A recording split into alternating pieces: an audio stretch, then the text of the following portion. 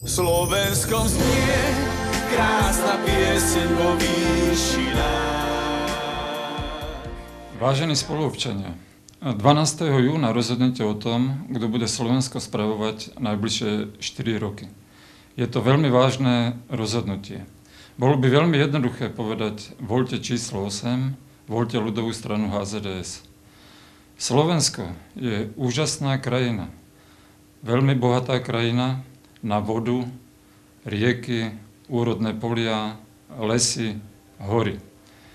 Treba zdôrazniť, že sme bohatá krajina i na ľudí a ľudský potenciál. Ak spojíme tieto naše národné zdroje s ľudským potenciálom, so zdravým ľudským rozumom, využijeme ich, som presvedčený o tom, že Slovensko skutočne môže byť úspešnou, rozvíjajúcou sa európskou modernou krajinou. Vážení spoluobčania, voľte číslo 8, voľte ľudovú stranu HZDS. Tvoja zem, domov náš,